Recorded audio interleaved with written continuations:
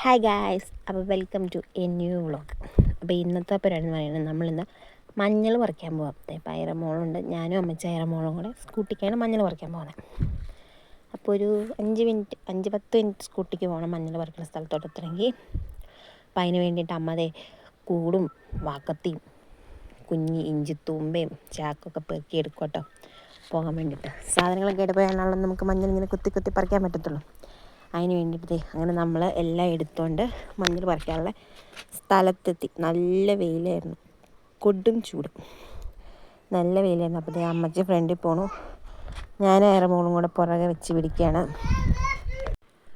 അപ്പം നല്ല വെയിലായിരുന്നു കേട്ടോ. അപ്പോൾ ആ പറമ്പിലൊരു തെങ്ങുണ്ട്. അപ്പോൾ തെങ്ങിൽ നിന്ന് തേങ്ങ വീണമെന്ന് നോക്കണം. പിന്നെ ഒരു വാഴക്കൊല ഉണ്ടായിരുന്നു കേട്ടോ. 2-3 മാസം മുന്നേ ഒരു കുഞ്ഞിക്കൊല ഇങ്ങനെ ചുണ്ടൊക്കെ വന്ന് കൊത്തി നിൽക്കണ കണ്ടായിരുന്നു. അപ്പം അത് മൂത്ത് കാണില്ലെന്നാണ് വിചാരിച്ചത്, പക്ഷെ കൊല കാണാനില്ല. ഞാനിങ്ങനെ നേരെ നോക്കിപ്പോയപ്പോൾ എൻ്റെ വാഴക്കൊല മിസ്സിങ്. അങ്ങനെ അതിൻ്റെ ചുവട്ടിലോട്ട് അടുത്ത് ചെന്നപ്പോൾ പാവം വാഴ പെടന്ന് കിടക്കുക. അങ്ങനെ ഞാൻ പെടന്ന് കിടക്കുന്ന വാഴേനെ കണ്ടുപിടിച്ചു. നോക്കിയപ്പോൾ അതിനകത്ത് കൊലയൊക്കെ ചെറിയ തോതിൽ പഴുക്കാൻ തുടങ്ങിയിരിക്കുന്നു. 2 കാതിനകത്ത് പഴുത്തിട്ടുണ്ടായിരുന്നു ഗൈസ്, കണ്ടോ, 2 കാതിൽ പഴുത്തിട്ടുണ്ട്. അങ്ങനെ അമ്മച്ചി വാക്കത്തിയൊക്കെ എടുത്തുകൊണ്ട് വന്ന് നമ്മുടെ കൊല വെട്ടാൻ പോവുക. കുഞ്ഞിക്കൊലയായിരുന്നു കേട്ടോ, ഒരു 2 കിലോ വല്ലതും കാണുമായിരിക്കും. എന്നാലും ആദ്യമായിട്ട് ആ പറമ്പിൽ നിന്ന് കിട്ടിയൊരു കൊല ഒരു വാഴക്കൊലയാണ്. അങ്ങനെ പഴുത്ത കൊലയൊക്കെ വെട്ടി എടുത്തു.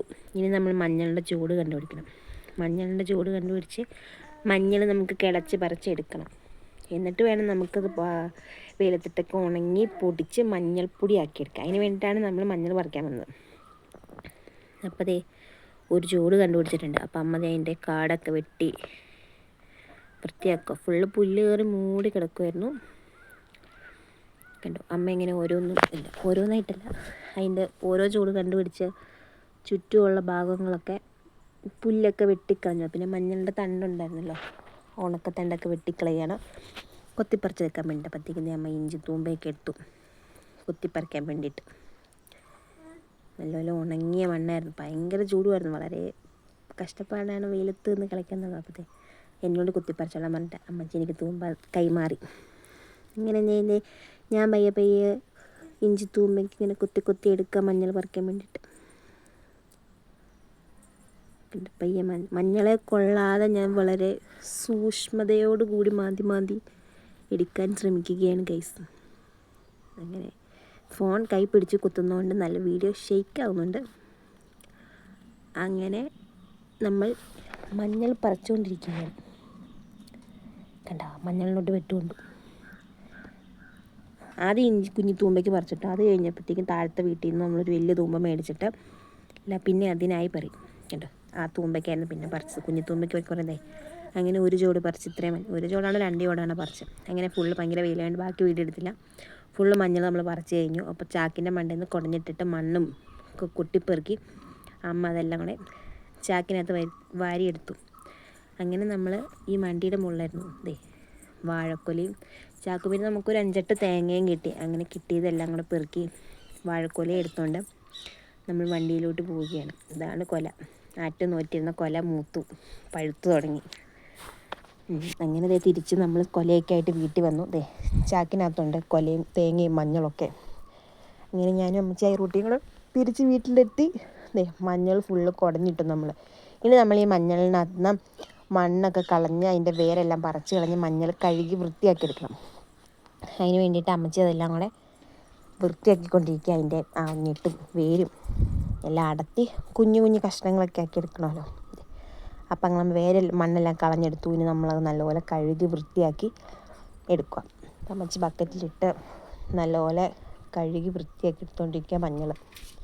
അയറൂട്ടി ഞാൻ ഈ പരിസരത്തോടെയൊക്കെ ഉണ്ട്. അയറൂട്ടി ഇതിനിടയ്ക്കോടെയൊക്കെ ഓരോന്ന് പെറുക്കിക്കൊണ്ടൊക്കെ നടപ്പുണ്ടായിരുന്നു. അങ്ങനെ മഞ്ഞൾ ഫുള്ള് കഴുകി, ഇത്രയും മഞ്ഞളാട്ടോ നമുക്ക് കിട്ടിയത്. അപ്പോൾ നമ്മളിത് വലിയ ചെരുവത്തിനകത്തൊക്കെ കഴുകി വാരിയെടുത്ത് ഒരു വാഴയിലേക്ക് എടുത്തത് അടുപ്പേക്ക് ഇട്ടി.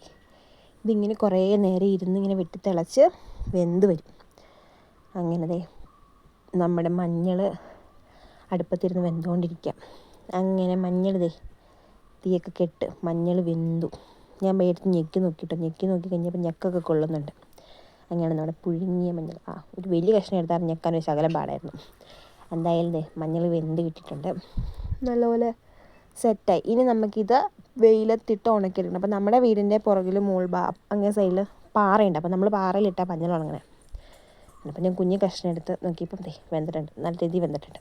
അപ്പോൾ അമ്മച്ചി അത് പാറയൊക്കെ കൊണ്ടിട്ടു. പാറയിൽ നല്ല വെയിലായതുകൊണ്ട് പെട്ടെന്ന് ഉണങ്ങി കിട്ടും. ഒരു 2-3 ദിവസം ഇങ്ങനെ വെയിലത്ത് കിടന്ന് ചുങ്ങി നമ്മുടെ മഞ്ഞൾ കൂട്ടൻ ഉണങ്ങി. പുഴുങ്ങിയപ്പോൾ കുറേ ഉണ്ടായിരുന്നു, ഉണങ്ങിയപ്പോൾ 1 കിലോ 2 കിലോ എങ്ങാണ്ടേ ഉള്ളൂ. അങ്ങനെ നമ്മൾ ചേർച്ചോട് മില്ലിൽ ചെന്നു. അപ്പോൾ മില്ലിൽ ചെന്ന് നമുക്ക് ഇച്ചിരി തേങ്ങായി ആട്ടാനുണ്ടായിരുന്നു, മഞ്ഞളും പൊടിക്കാനുണ്ടായിരുന്നു. അപ്പോൾ ചേച്ചി തേങ്ങ ആട്ടിക്കൊണ്ടിരിക്കുകയാണ്. അപ്പോൾ ഇതാണ് നമ്മുടെ മില്ല്, കൊപ്ര ആട്ടിക്കൊണ്ടിരിക്കുക.